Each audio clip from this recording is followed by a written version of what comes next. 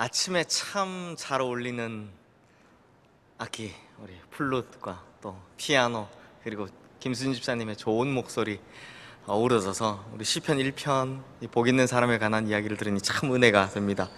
너무너무 감사합니다. 성도님들, 지금까지 발견된 역사의 기록 중 바벨로니아에 대해 가장 상세하고 정확한 기록은 어디 있는지 아십니까? 놀랍게도요, 성경에서 찾아볼 수 있습니다. 요즘 우리가 보고 있는 바로 이 다니엘서이죠.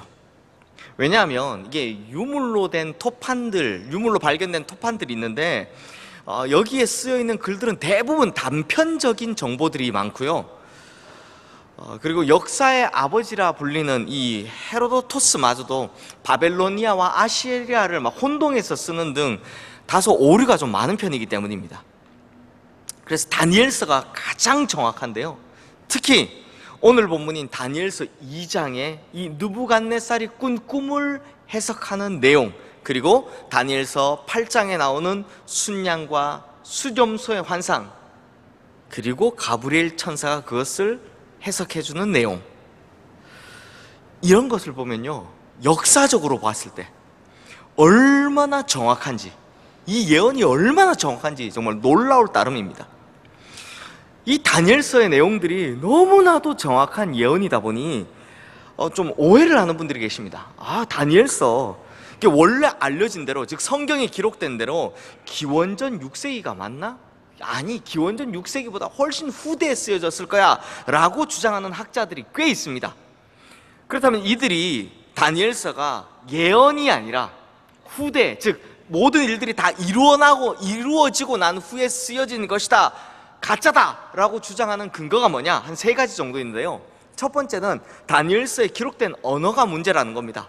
이 다니엘서에 기록된 언어가요, 히브리어만 쓰여진 게 아니라 히브리어와 또 당시 공용어였던 아람어로 쓰여져 있는데요, 이 외에도 15개의 페르시아 단어와 또 4개의 그리스 단어도 함께 등장을 합니다. 그리스 단어가 등장한다. 그러다 보니까 무슨 알렉산더 대왕이 출현하기 200년도 전인데 벌써 그리스 단어, 이 헬라어를 바벨로니아에서 쓴다고? 이건 말이 안 되지, 불가능하다, 이렇게 이야기를 합니다. 그리고 두 번째, 이들은 다니엘서에 기록된 아람어가 기원전 2세기, 그러니까 400년이나 뒤에 쓰여진 아람어라고 지적을 합니다. 기원전 6세기에 쓰인 게 아니다 라는 거죠. 그리고 세 번째로, 다니엘서의 마지막으로 등장하는 다니엘서에 등장하는 바벨론의 마지막 왕은 벨사살인데, 역사적으로 보면 다니엘의 마지막 왕은 벨사살이 아니라 나보니두스이기 때문에 다니엘서는 허구다, 이렇게 주장을 합니다. 그런데요, 이렇게 주장하는 학자들보다 반박하는 학자들이 훨씬 더 많습니다. 그러니까 다니엘서가 진짜로 성경의 말씀대로 진짜 기원전 6세기에 쓰여졌다 라고 주장하는 학자들이 이 위에 세 가지의 내용을 어떻게 반박하느냐? 먼저, 다니엘서에 기록된 아람어는 기원전 2세기에만 쓰인 것이 아니라 사실은 기원전 6세기 궁중에서 쓰여진 단어였다 라고 이야기를 합니다. 또한 다니엘서에 등장하는 그리스어가 단 4개에 불과하다 그랬잖아요. 이 4개에 불과하지만 이게 다 악기 이름이다라는 겁니다. 이 4개가 전부 다 악기 이름이다라는 거예요. 그리고 그게 헬라어, 그리스어로 쓰여진 것이 아니라 우리나라로 치면 성도님들, 커피나 버스 뭐 이런 것들, 이게 다 원래는 영어잖아요. 그런데 쓸 때 영어 알파벳으로 쓰지 않고 그냥 한글로 쓰지 않습니까? 똑같이 다니엘서도요, 그리스어로 된 이 악기 이름을 헬라어로 쓴 게 아니라, 그리스어로 쓴 게 아니라 소리 나는 대로 아람어나 히브리어로 바꾸어 썼다고 합니다.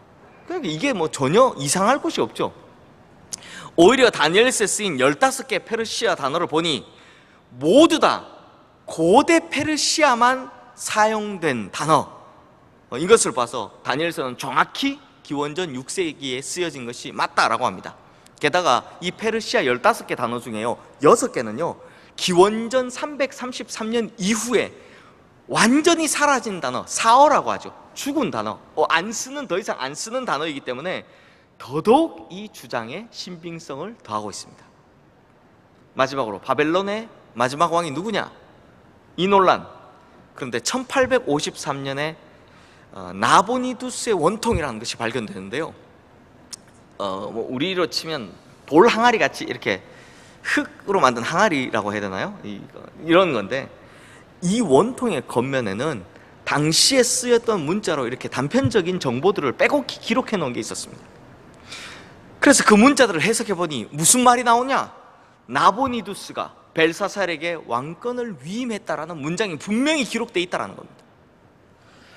그러면 우리 성도님들께서는 이 두 가지 견해, 이게 너무 정확하니까 이건 400년 뒤에 쓴 거야, 그러니까 이거 다니엘 때 쓴 거라고 할 수 없어, 진짜 기원전 6세기에 쓴 거라고 할 수 없어 라는 주장 하나와, 아니야 이걸 쭉 보니까 기원전 6세기에 쓴 게 맞아 라는 이 두 주장 중 어느 게 더 맞는 것 같습니까?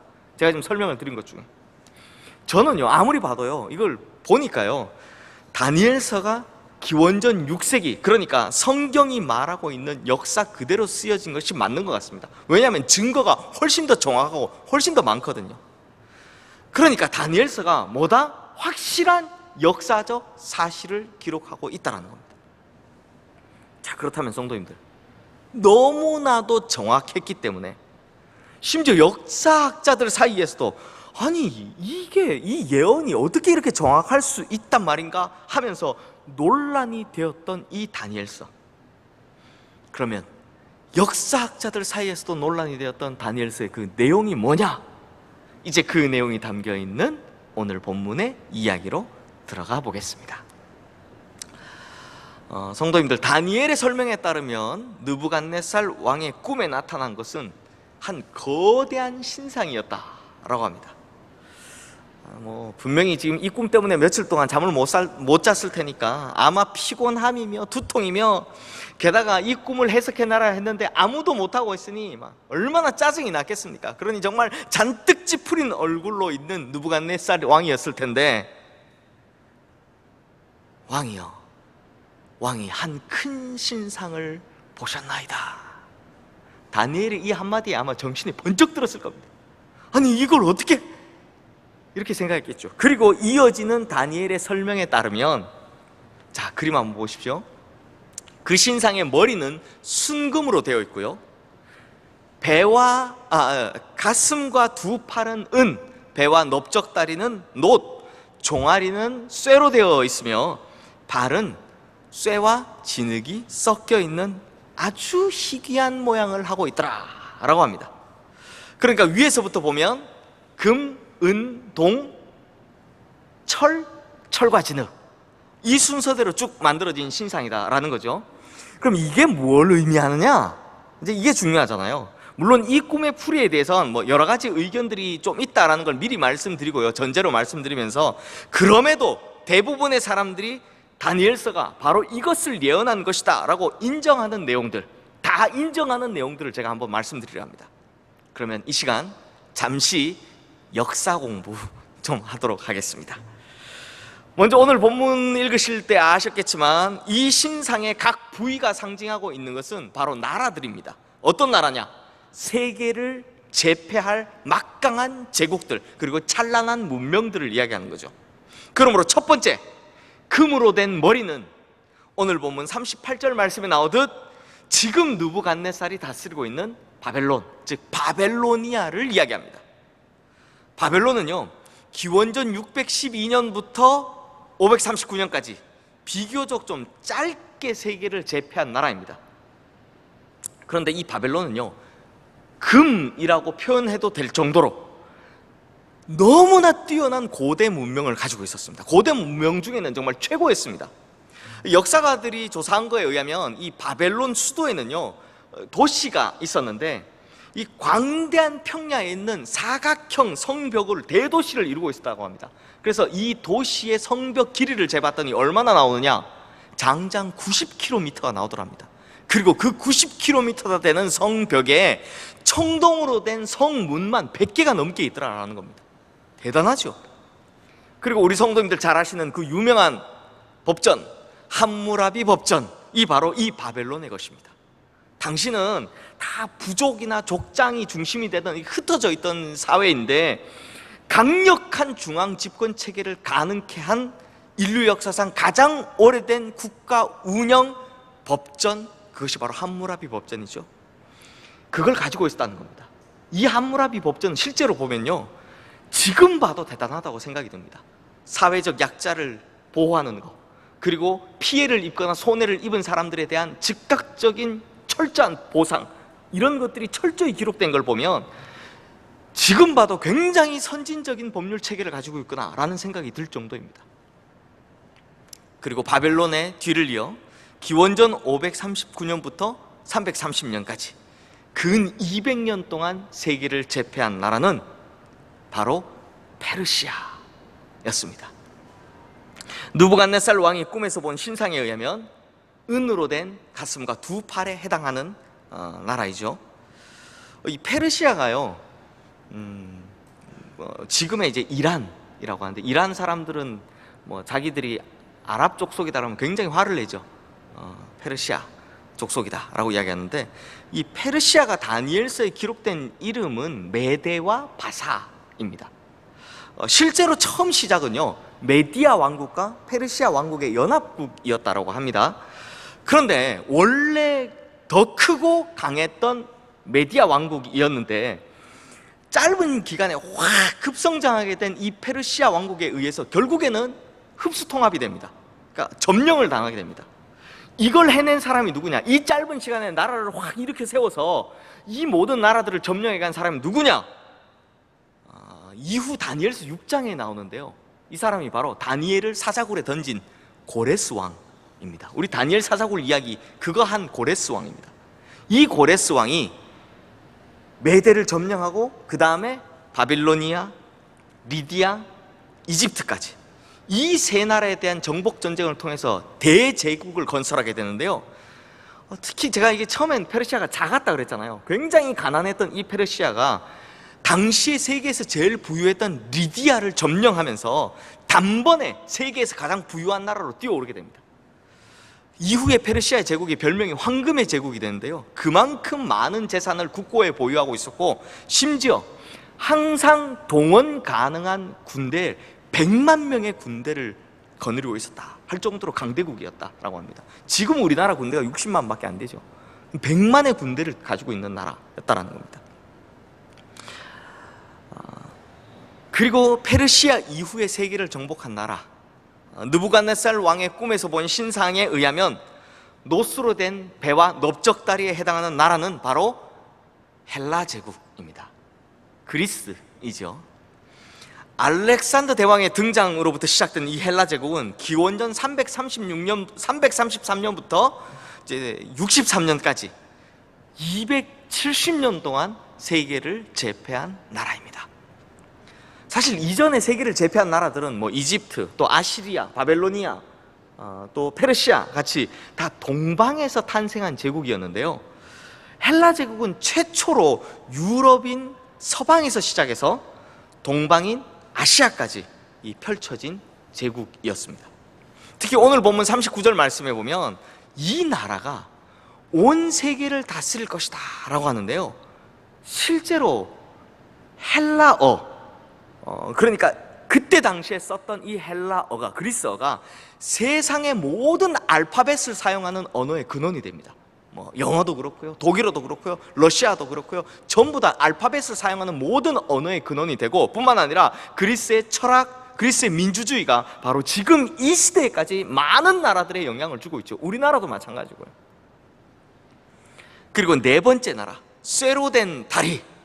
이 쇠로된 다리는 이름 그대로 철의 제국이라고 불렸던 로마입니다.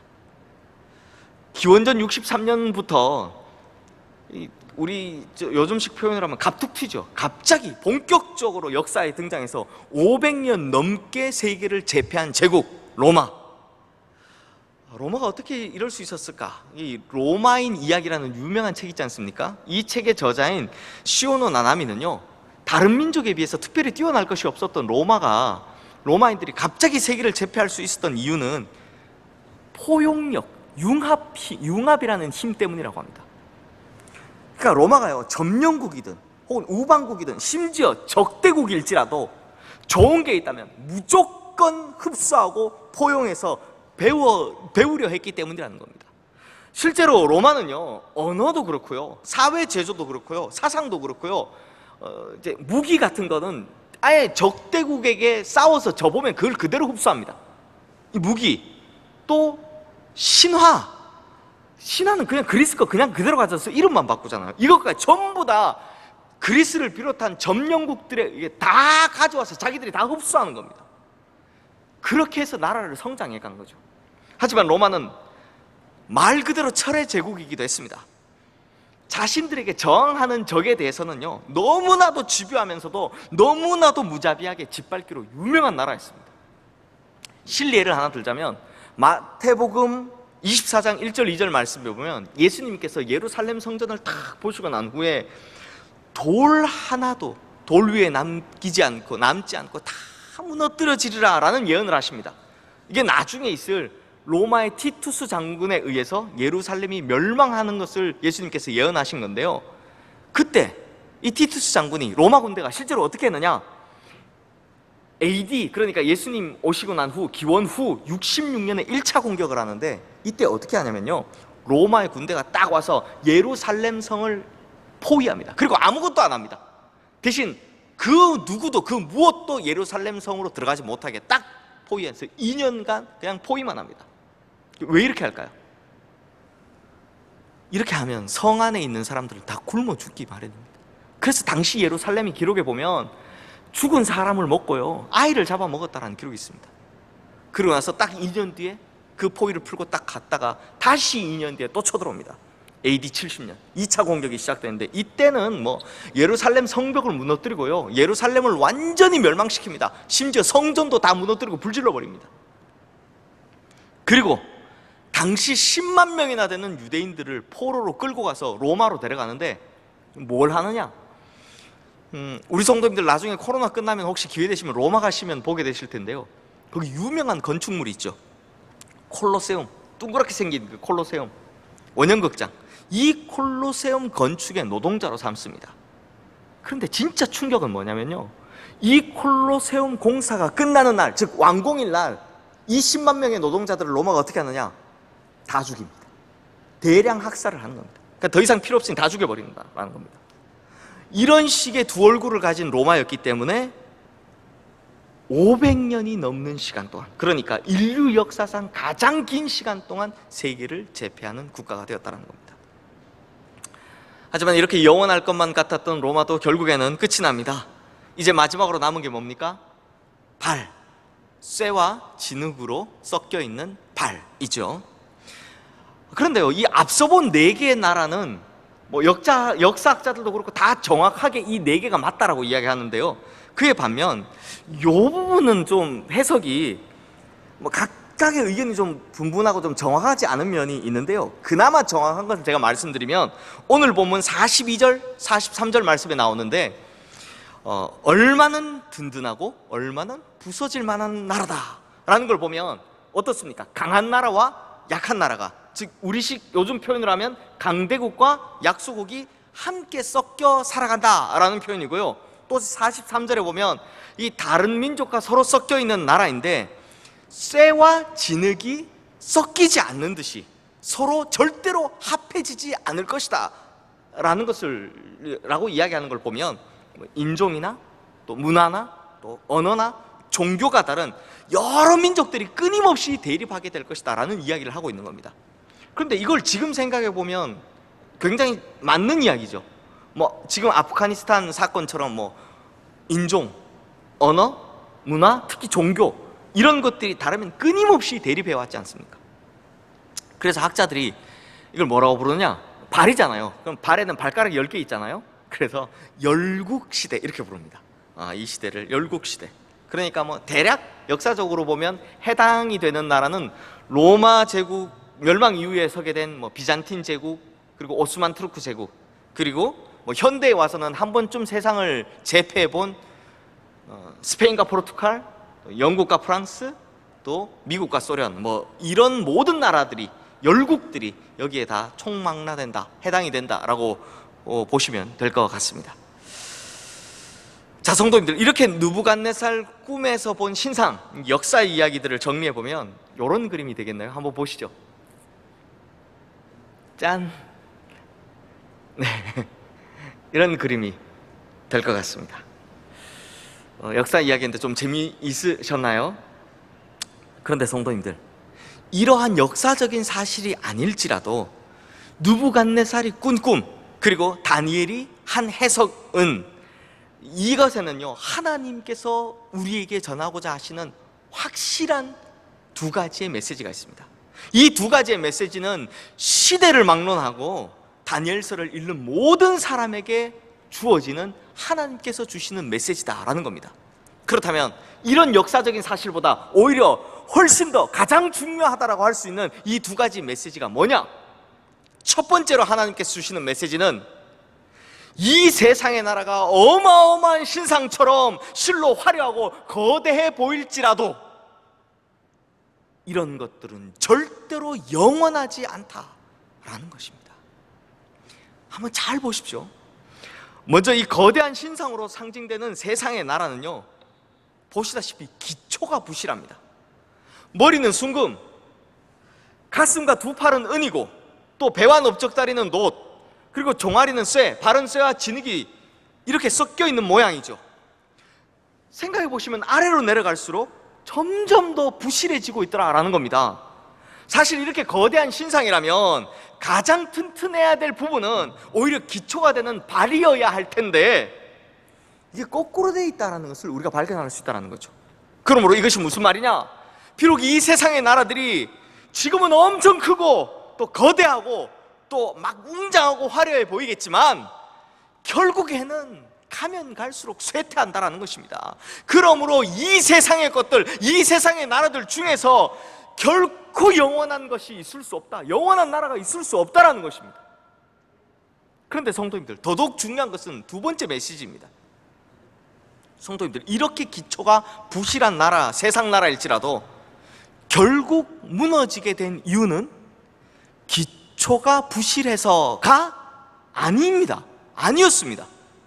기초가 부실한 건 사실이지만 정작 그것을 무너뜨린 것은 뭐였습니까? 손대지 아니한 돌이 하나 날아와서, 손대지 아니한 돌이었습니다. 그러니까 이게 뭐 기초가 부실하다고 해서 뭐 무슨 붕괴 조짐이 보이거나 흔들거리거나 이렇게 한 것이 아니라 갑자기 느닷없이 그냥 쌩 하고 날아온 돌 하나에 이 신상이, 이 거대한 신상이 완전히 박살나 버렸다는 겁니다. 그리고 그 돌이 오히려 어떻게 됩니까? 태산을 이루어 온 세계에 가득하게 되었다라고 합니다. 그렇다면 성도님들, 정작 이 꿈의 주인공은 신상입니까? 돌입니까?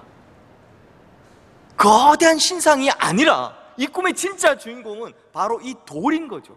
나중에 태산을 이루게 된 이 돌인 거죠. 그럼 이 돌이 뭘 말하는 거겠습니까? 여기에 힌트가 하나 있습니다. 34절 말씀 보면요, 사람의 손을 전혀 대지 않은, 손대지 아니한 돌이라고 합니다. 그러니까 스스로 날아온 돌이라는 겁니다. 여기서 알 수 있는 확실한 거 하나, 이 돌의 원동력은 절대 사람이 아니다라는 겁니다. 사람의 힘으로 할 수 있는 것이 아니다라는 거죠. 성도님들, 성경에는요, 구약이나 신약이나 돌은 언제나 한 분을 가리킵니다. 그분이 누구냐? 바로 구원자이십니다. 예를 들어 구약의 시편 95편 1절 말씀에서는 구원의 반석이라고 하고요, 신약의 마가복음 12장 10절 말씀에서는 모퉁이의 머릿돌이 되었다라고 합니다. 그럼 이분이 누구십니까? 바로 우리의 구원자이신 예수 그리스도이십니다. 그래서 요한계시록 11장 15절 말씀에 보시면 세상 나라가 우리 주와 그의 그리스도의 나라가 되어 그가 세세토록 왕노릇 하시리로다 라는 말씀이 있습니다. 즉 최후에는 이 세상 나라들은 다 무너지고 예수 그리스도께서 통치하시는 나라가 반드시 오게 될 것이다 라고 말씀하고 있는 것입니다. 그것이 오늘 본문 44절 말씀에 나오는 하늘의 하나님이 한 나라를 세우시리니 이것은 영원히 망하지도 아니할 것이요 그 국권이 다른 백성에게로 돌아가지도 아니할 것이요 도리어 이 모든 나라를 쳐서 멸망시키고 영원히 설 것이다 라고 하는 바로 하나님의 나라인 것입니다. 그러므로 성도님들, 이 느부갓네살의 꿈이 주는 총체적인 메시지, 그러니까 진짜 예언이 뭐냐? 결국 구원의 머릿돌 되시며 구원의 반석 되신 예수 그리스도께서 이 역사의 최후의 승리자가 되신다라는 것입니다. 이 세상 나라가 지금은 아무리 크고 아무리 화려하고 아무리 강성해 보여도 그 어떤 것도 결코 영원할 수 없지만 오히려 예수 그리스도께서 다스리시는 나라, 하나님의 나라, 영원한 그 나라가 반드시 오게 될 것이다 라는 것입니다. 실제로 세상의 제국은요, 금에서 은으로, 은에서 동으로, 동에서 쇠로, 그리고 진흙으로 점점 이렇게 안 좋게 흘러가죠. 그리고 결국 모두 다 쇠퇴하고 모두 다 무너지고 모두 다 멸망당하고 말았습니다. 하지만 유대의 그 작은 동네 베들레헴에서 태어나신 한 아기의 이야기는요, 그 수많은 고난과 그 험했던 바퀴를 뚫고 나와서 살아남았을 뿐만 아니라 오히려 그 영향력은 점점 넓어져 가고 있더라라는 것입니다. 그럼 이것이 무엇을 의미합니까? 결국 이 역사의 최후의 승리자는 예수 그리스도가 될 것이다 라는 이야기인 거죠. 사랑하는 성도님들, 한번 생각해 보십시오. 잘 한번 생각해 보십시오. 지금까지 이 다니엘서에 기록된 예언, 2장뿐만 아니라 7장, 8장 계속 나오는데요, 이 예언이 너무나도 정확하니까요. 지금까지 우리 역사 이야기 보셨지만 진짜 정확하지 않습니까? 딱딱 들어맞습니다. 진짜 7장, 8장 가시면 더 놀라운 해석들이 나옵니다. 더 정확합니다. 이 정도로 정확해서, 그래서 기독교계가 아니라 일반 역사학자들까지에서도 논란이 될 정도였다면, 어떻게 이렇게 정확할 수가 있지 하면서 논란이 될 정도였다면, 당연지사 앞으로를 향한 이 남은 예언마저도, 남아있는 이 예언마저도 역시 당연히 정확하지 않겠습니까? 반드시 이루어지지 않겠습니까? 그러므로 하나님의 나라는요, 반드시 오게 되어 있다는 것입니다. 바로 이것이 오늘 본문 45절 다니엘이 말하고 있는 것처럼 참되고 확실하다라는 겁니다. 이 꿈은 참되고 이 해석은 확실하다라는 겁니다. 진짜 이 메시지, 이 예언은 확실하다라는 겁니다. 그러므로 우리 성도님들께서는 자꾸 엉뚱하고 무너질 거 자꾸 바라보지 마시고 진짜 참되고 확실한 이걸 믿으시길 주님의 이름으로 축원합니다. 이제 말씀을 마무리하겠습니다. 성도님들, 다니엘이요, 이 꿈을 해석하면서 느부갓네살 왕에게 설명을 하잖아요. 그런데 왕 앞에서 설명을 하면서 특이하게도 보았다, 보셨습니다 라는 단어를 딱 2번 사용합니다. 언제냐? 한 번은 31절 말씀에 나오듯이 왕이 한 큰 신상을 보셨나이다 라고 할 때 이 신상을 두고 보셨다 라고 말씀했고요, 또 한 번은 34절 35절 말씀에 나오듯이 손대지 아니한 돌이 그 신상을 쳐서 무너뜨리고 결국 태산을 이루어 온 세계에 가득한 것을 왕께서 보신지라고 할 때 이야기를 합니다. 즉 이 돌에 관한 이야기를 할 때 보셨다라는 이야기를 하는 거죠. 그렇다면 성도님들, 다니엘이 신상과 돌, 이 2번에 걸쳐서만 보았다라는 단어를 쓴 이유가 뭘까요? 이게요, 우리도 마찬가지인데요, 겉으로 보기엔 화려하고 거대하지만 실상은 기초가 부실하며 영원하지 못한 이 세상 나라들, 이거 하나하고 그리고 그러한 세상을 깨뜨리고 오실 영원한 하나님의 나라, 이 둘 다를 우리가 볼 수 있다는 겁니다. 둘 다 보고 살 수 있다는 겁니다. 둘 다 보고 살죠. 그러면 이제 중요한 것이 무엇입니까? 과연 어느 쪽으로 우리의 시선이 움직여야 하느냐, 어느 쪽으로 우리의 마음이 움직여야 하느냐, 이제 이게 중요하다는 것입니다. 그렇다면 우리 성도님들께서는 둘 중 어디를 향해 눈을 두고 어디를 향해 마음을 두고 계십니까? 혹시 예수 믿는다고 하시면서 화려해 보이는 저 세상에 세워놓은 거대한 신상, 이것만 보고 계시진 않으십니까? 그래서 이 거대하고 화려한 신상 앞에 탁 서서 그것만 쳐다보면서 나를 비교하다 보니 어떻게 됩니까? 계속해서 위축되고 계속해서 초라해지고, 그래서 좌절감 느끼며 살지는 않으십니까? 참 살아보니 이 세상이라는 장벽이 점점 더 커지는 것 같고 참 끝이 없고 계속해서 어려워지는데, 그 안에서 살아가는 우리가요, 걱정 근심하는 일만 점점 더 많아지고 있으니 거기에 주눅들어 살지는 않느냐라는 겁니다. 그런데요 성도님들, 이렇게 된 이유가, 그러니까 이렇게 근심과 걱정과 염려만 하는 이유가 무엇이라고요? 우리의 시선이 전부 다 그 거대한 위압감을 주는 이 세상의 신상에만 머물러 있기 때문이다라는 겁니다. 화려함, 거대함, 거기에 마음을 두고 나를 비교하고 있으니 하나같이 걱정될 뿐이고 하나같이 위축될 뿐이죠. 하지만 우리가요, 그 거대한 신상을 느닷없이 무너뜨리는 그 돌, 그리고 이룰 태산과 같은 나라, 즉 예수 그리스도께서 영원히 통치하실 하나님 나라를 향해 눈을 돌리면 그때는 우리에게 완전히 새로운 세상이 열리게 되는 것입니다. 걱정이나 위축이 아니라 희망과 기쁨을 얻게 되죠. 사라질 것이 아니라 영원한 것에 우리의 마음을 두게 될 것이다라는 것입니다.